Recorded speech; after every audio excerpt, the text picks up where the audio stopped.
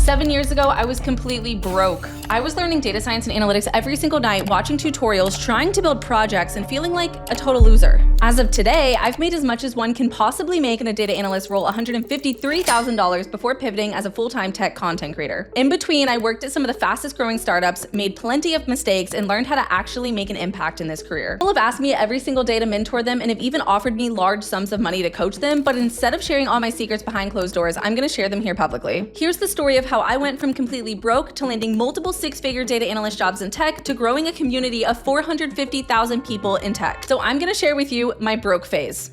This is the phase that nobody talks about. I graduated in undergrad with a double major in math and Spanish and a business minor, but I had no idea what to do with my math degree, and I sure as heck knew I didn't want to be a teacher because I wanted to make money. Duh. I had an internship in undergrad where I was doing like predictive analytics, working in Excel, doing some data visualization, but I didn't really know if that was the passion I really wanted to go for or not. So I did what any normal person does when they want to delay their decisions, and I decided to go to grad school. Genius, right? But little did I know that grad school would move me to the exact city where I would land my first data analytics internship, and that was the launching pad of my entire career. So while I was in grad school, I was living in the smallest, grossest duplex in the worst area of town. My rent was $337 a month, and I could barely afford it. And yes, this was a few years ago, so $337 was worth a little bit more now, but still, it was really not a great place to live. And when I first moved into that duplex ready to go to grad school, I was feeling good and very proud, like this is the first time I'm on my own, until I checked my bank account and I realized I only had $1,000. And $1,000 really is not much when you have rent due, utilities, you have to buy groceries, gas, insurance. I was running out of money. So I started working as a server at the only restaurant that would hire me because I didn't have any prior serving experience, and I basically made no money because the restaurant was just not very busy and I had no tables. I also wasn't very good at my job because I'm really clumsy and I broke 6 wine glasses in my first few weeks.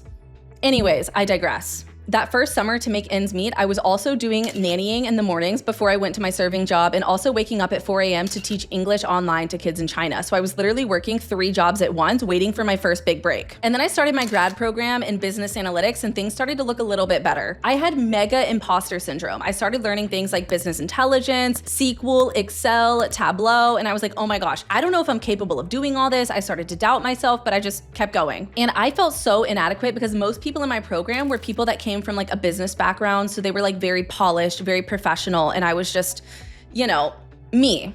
So I stood out like a sore thumb. I had no gravitas, or whatever it is they call it. I don't remember the name. And I think part of the reason I felt so inadequate is I realized a lot of the work we were doing in my grad program was very surface level and it wasn't hands-on enough. It was like out of a textbook. So very academia and kind of behind with what the industry was teaching. Until one day that fall, this is where my life turned around. Here's the turning point. Are you ready? These 2 guys from a local fintech company came by and said, we need to hire a data intern.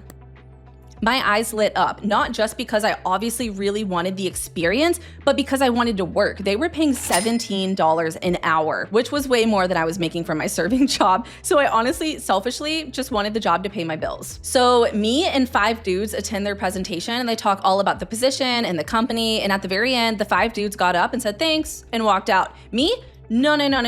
I had to schmooze my way in. I stayed after, I showed tons of interest, I asked lots of questions, and I was kind of subtly pitching my skills. And I knew that I instantly stood out too because I was a girl, I was a math major, and all the dudes were just boring business frat dudes. So anyways, I ended up interviewing and actually getting the job. And for me, this was the very beginning of my first big break, and I was no longer in the broke phase. By the way, if you're looking to apply any of the lessons I've talked about today to become a data analyst, grab my 3-step data analytics roadmap below. It's completely free. It'll show you all the tools and things you need to do to actually land that first data analyst job. This job gave me real hands-on experience. I was actually in the database and SQL Server Management Studio writing full-on SQL queries. I was using Power BI. I was creating dashboards and metrics for stakeholders. And then eventually, towards the end of my internship, I was actually presenting findings on calls in front of the entire company, which the company only had like 45 people, but still it was a really big deal, especially for me as an intern. And this is when I realized that that real world experience was actually way more useful than anything I'd learned in grad school. Not only was I working in a giant database full of messy data, but I was also learning how to communicate cross-functionally with different stakeholders, understand different business definitions, and actually translate findings for non-technical people. Not only that, but I was kind of getting my ass handed to me because I had no idea how to play the corporate game and like write a professional email. So I was just drinking out of the fire hose learning. So if you want to break into a data role and you're in that broke phase right now, I promise you there is light at the end of the tunnel. Do whatever you can do to get real world experience. Offer volunteer services at local charities and companies. Build your own data sets using AI and do your own realistic projects. Anything you can do to build an actual real project based on a real business scenario instead of just a stupid toy project is gonna help you stand out. Not only is it gonna help you build your skills a ton, it's also gonna help you grow your confidence so much, which you will need when you start interviewing. So anyways, this company ended up hiring me as a data analyst full time, and then I moved up to a senior data analyst role. And I'm gonna tell you exactly how I did that. So I'd gotten my foot in the door, but I was still very much struggling with imposter syndrome because I was like, I don't know, 22, 23 and doing like most of the data analytics for this company. But I realized really quickly the secret to getting promoted was visibility. I had to make sure that all of my work was visible. So anytime I got the chance to present my work on a company-wide call or even a smaller sales call, I would always take that opportunity because stakeholders and leadership really started to get to know me, they started to trust me, and they would compliment me all the time and be like, oh, Jess is so good with data, let's go ask Jess. I built such a good reputation for within that company that people knew that they could trust me because I did good work. So visibility was of course super important, but I made sure that I also had the technical skills to back all of it up. I invested so much time learning and really doubling down in SQL. I got really good at really complex things like CTEs and window functions and subqueries. I learned how to artificially engineer metrics that didn't even exist in our data set. I also learned how to work cross-functionally with different stakeholders like engineers and product people and actually create things out of data to tell a story that we needed to tell. And the best project I did that I think really sold my promotion was a funnel analysis. The company was a SaaS fintech company, and we had this like payment process where users would open their email, enter a payment portal, go through multiple steps, and then they would either successfully pay or they would either quit midway or hit an error and not be successful for whatever reason. I worked so hard with all the non-technical stakeholders, understanding the business side of things and the user experience. And then I also worked with the engineers and developers to understand how all of these events were being logged in the database in the backend. And then I created the most beautiful SQL query that tracked every step of the process. I brought that into Power BI, and then I created overall metrics so we could actually understand what was being successful in the process and what was not. And I visualized it and presented it to stakeholders. Being able to work cross-functionally and provide that much impact with data was huge and really helped me get promoted. So once you get your first data analytics experience, you definitely have to double down on the technical skills, focus on the business impact that is coming from your work, and make sure that all of this work is visible for stakeholders and leadership. Those are the things that are gonna get you promoted to the next level, not writing the most complex code and being the smartest and doing all your statistics. No, it's literally business impact and visibility. Make people like you and impact the business. Easy. Except the getting people to like you part. That's actually the hardest part.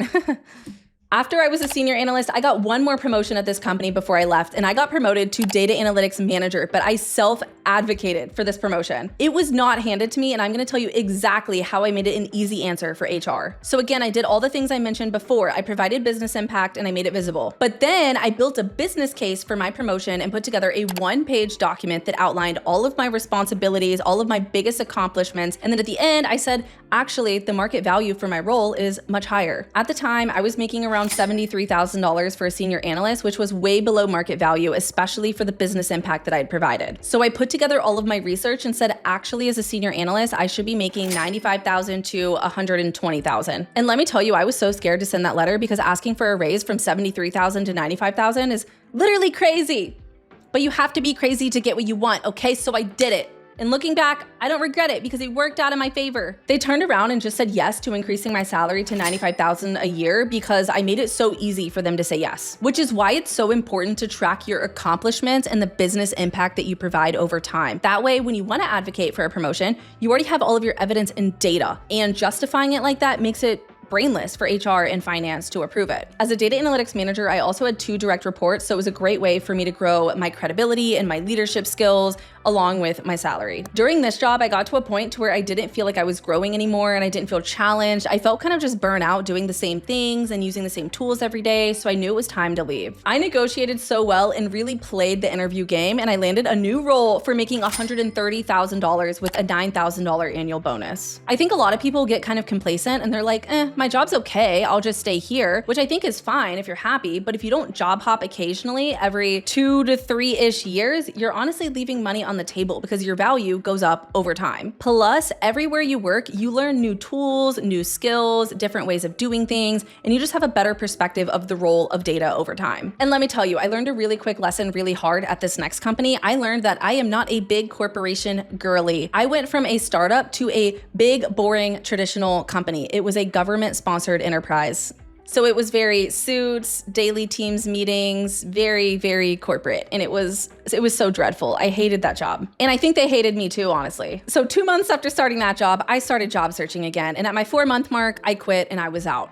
Sometimes you know, and that's okay. But let me tell you, I used the same negotiation strategies into my next job hop, and I had a little bit more perspective and experience under my belt, and I got a salary of $153,000. So honestly, my biggest tip is not only to job hop occasionally, but to also have the audacity. If you would have told me that from an 11-month period, I would have gone from $73,000 to $153,000, I would have told you you're crazy. But I promise it freaking happened, and it can happen to you too. You might just have to be a little crazy and self-advocate for a promotion and job hop once or twice. Definitely crazy activity, but I wasn't mad because I had a $153,000 salary. Worked at that company for almost 2.5 years, and then I got suddenly fired. I guess they didn't like me growing a tech and data content creator business on the side. That's all I'm gonna say there, but let me know if you have any more questions. Or if you want me to tell the story one day of how I got fired. It all comes down to your state of mind during your lowest moments. That and building the right skills for a data role in today's job market. I've laid out a simple 3-step data analytics roadmap that helps you lay out all of your next steps. Grab it below in the description. And if you're looking to become a data analyst in 2026, this video is for you. Sending you lots of big data energy. Bye.